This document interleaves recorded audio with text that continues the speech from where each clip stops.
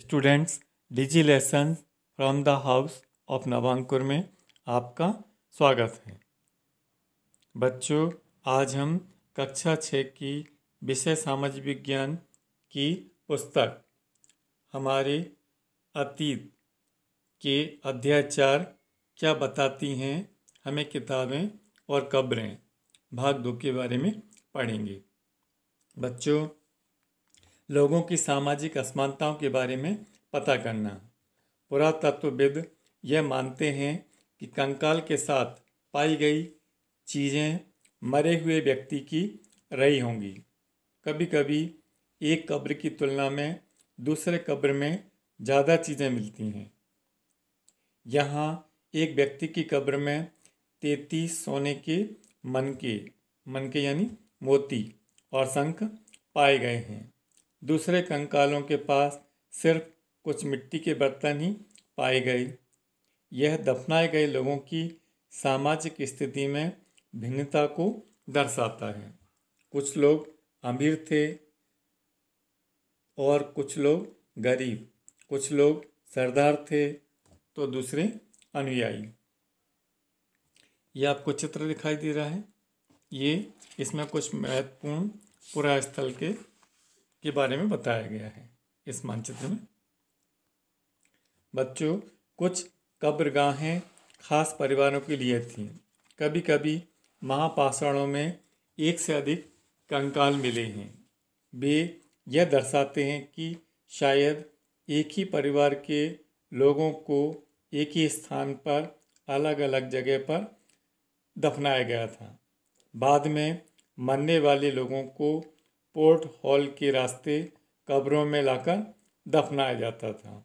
ऐसे स्थान पर गोलाकार लगाए गए पत्थर या चट्टान चिन्हों का काम करते थे, जहां लोग आवश्यकता अनुसार शवों को दफनाने दोबारा आ सकते थे।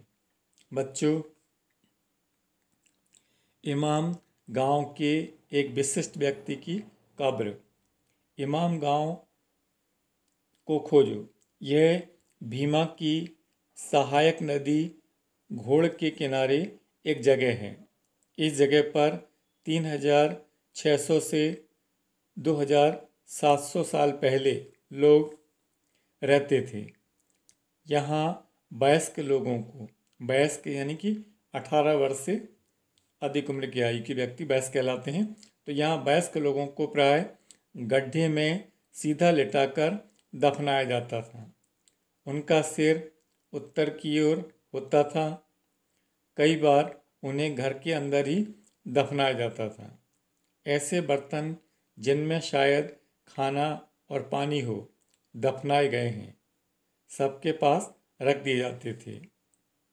एक आदमी को 5 कमरों वाले मकान के आंगन में 4 पैरों वाले मिट्टी के एक बड़े से संदूक में दफनाया गया था। बस्ती के बीच में बसा यह घर गांव के सबसे बड़े घरों में से एक था। इस घर में एक अनाज का गोदाम भी था। सबके पैर मुड़े हुए थे। क्या बताते हैं हमें कंकालों के अध्ययन। बच्चों, छोटे आकार के आधार पर एक बच्चे के कंकाल को आसानी से पहचाना जा सकता है, लेकिन एक बच्चे और एक बच्ची के कंकाल के बीच कोई बड़ा फर्क नहीं होता है। क्या हम यह पता लगा सकते हैं कि कंकाल किसी पुरुष का था या स्त्री का? कभी कभी लोग कंकाल के साथ मिले सामानों के आधार पर इसका पता लगाते हैं। जैसे यदि कंकाल के साथ गहने मिलते हैं तो कई बार उसे महिला का कंकाल मान लिया जाता है, लेकिन ऐसी समझ के साथ कुछ समस्याएं हैं। अक्सर पुरुष भी आभूषण पहनते थे। कंकाल का लिंग पहचानने का बेहतर तरीका उसकी अस्थियों की जांच है। क्योंकि महिलाएं बच्चों को जन्म देती हैं, इसलिए उनका कटी प्रदेश या कूला प्रदेश पुरुषों से ज़्यादा बड़ा होता है। ये समझ कंकालों के आधुनिक अध्ययन पर आधारित है। आज से लगभग 2000 साल पहले चरक नाम के प्रसिद्ध वैद्य हुए थे। उन्होंने चिकित्सा शास्त्र पर चरक संहिता नाम की पुस्तक लिखी थी। वे कहते हैं मनुष्य के शरीर में 360 अस्थियां होती हैं। यह आधुनिक शरीर रचना विज्ञान की 206 अस्थियों से ज़्यादा काफ़ी हैं। संभवतः चरक ने अपनी गिनती में दांत, अस्थियों के जोड़ और कार्टिलेज को जोड़कर यह संख्या बताई थी। बच्चों, इमाम गांव के लोगों के काम धंधे के बारे में पढ़ेंगे। इमाम गांव में पुरातत्वविदों को गेहूं, जौ, चावल, दाल, बाजरा, मटर, तिल के बीज मिले हैं। कई जानवरों की हड्डियां भी मिली हैं।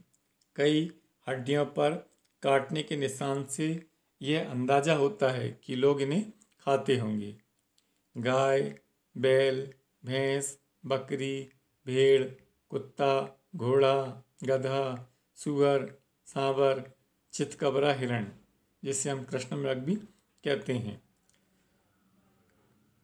काले हिरण को कृष्ण मृग कहते हैं। खरहा, नेवला, चिड़िया, घड़ियाल, कछुआ, केकड़ा और मछली की हड्डियां भी मिली हैं। ऐसे साक्ष्य मिले हैं कि बेर, आंवला, जामुन, खजूर और कई तरह की रसभरियां भी एकत्रित की जाती थीं। बच्चों, एटलस में चीन को देखो। लगभग 3500 साल पहले हम यहाँ की लेखन कला के सबसे पुराने उदाहरण पाते हैं। यह जानवरों की हड्डियों पर लिखा गया था। इन्हें भविष्यवाणी करने वाली हड्डियां कहा जाता है, क्योंकि यह मान्यता थी कि यह भविष्य बताती हैं। राजा लोग लिपिकारों से इन हड्डियों पर सवाल लिखवाते थे, जैसे क्या वे युद्ध जीतेंगे, क्या फसल अच्छी होगी, क्या उन्हें पुत्र होगा।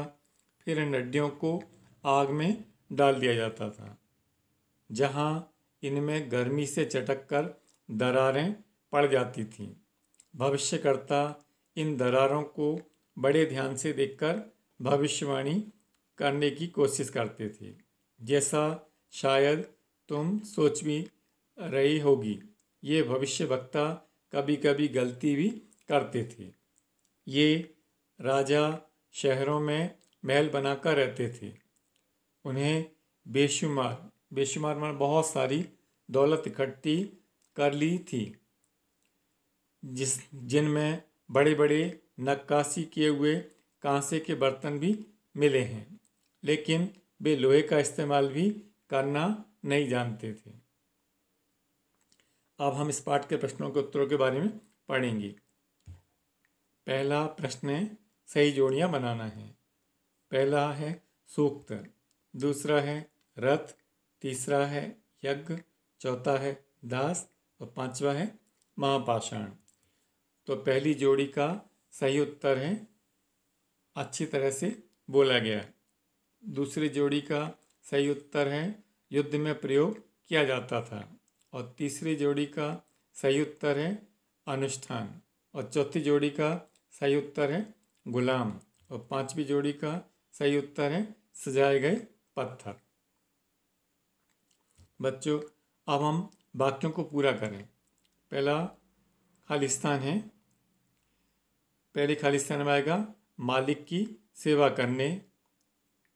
दूसरा खालिस्तान है, उसमें आएगा दक्कन, दक्षिणी भारत, उत्तर पूर्वी भारत और कश्मीर।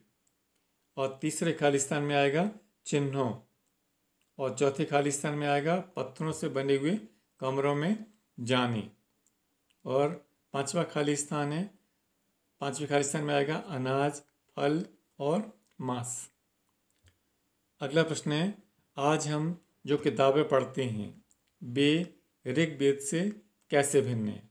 इसका उत्तर है आज हम जो किताबें पढ़ते हैं वे लिखी और छापी गई हैं, जबकि ऋग्वेद का उच्चारण और श्रवण किया जाता था। ऋग्वेद की रचना के सदियों बाद इन्हें लिखा गया था। ऋग्वेद छपने का काम मुश्किल से 200 साल पहले हुआ था। अगला प्रश्न है, पुरातत्वविद कब्रों में दफनाए गए लोगों के बीच सामाजिक अंतर का पता कैसे लगाते हैं? इसका उत्तर है, पुरातत्वविद दफनाए गए लोगों की कब्रों से प्राप्त वस्तुओं के आधार पर सामाजिक अंतर का पता लगाते हैं। जैसे ब्रह्मगिरी में एक व्यक्ति की कब्र में 33 सोने के मनके और शंख पाए गए हैं, जबकि दूसरी कब्र के कंकाल के पास केवल मिट्टी के ही बर्तन मिले हैं। यह अंतर दफनाए गए लोगों की सामाजिक स्थिति में भिन्नता को दर्शाता है।